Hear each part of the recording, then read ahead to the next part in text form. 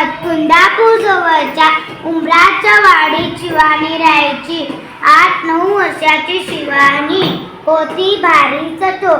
शाळा, घर, शेत व बाजार येथील मुले माणसे सगळेच तिच्यावर खुश असायचे.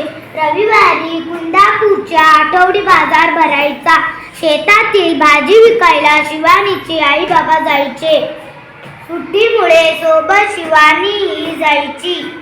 बाजारला चालली. मी पण येते आई. शाळेला जायचं नाही का? आज रविवार आहे आई. मग चल.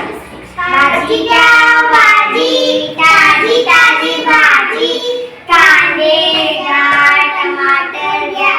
भाजी घ्या भाजी, ताजी ताजी भाजी.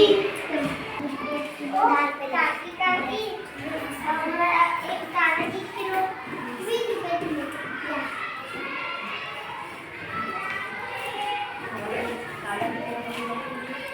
ओ मावशी मावशी,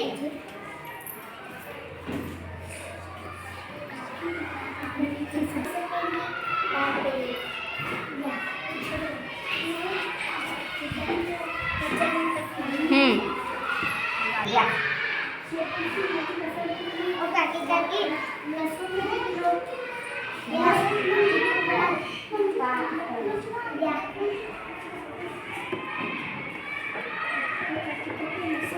वाचा ग पुढं. शिवानी आई बाबांना हिशोबात मदत करायची आणि मधून मधून बाजारात चक्कर मारायची. भजी किंवा भेळ खाणे हा तिचा आवडता उद्योग. पर्सन किती किलो? पर्सन किती किलो? ओ काका काका, पर्सन किती किलो द्या.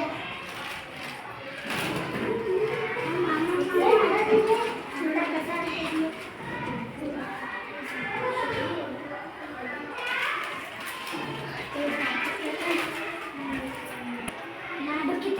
किलो?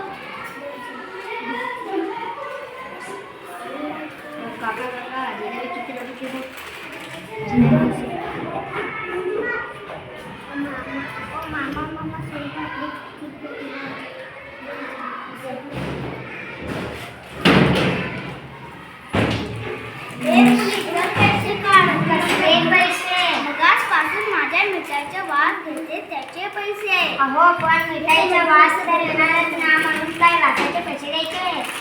पैसे दिलेच पाहिजे. काय माणूस आहे? काहीतरी चित्र वाचतो.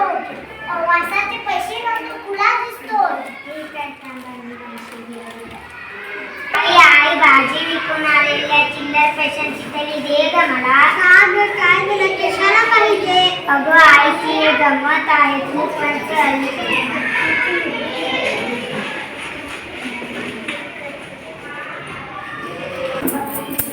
मिळाले पैसे? कसले पैसे? कुठे मिळाले? अहो पण मी तुमच्याकडून काही घेतलं मिठाईचे वास, मग त्याची किंमत काय असते?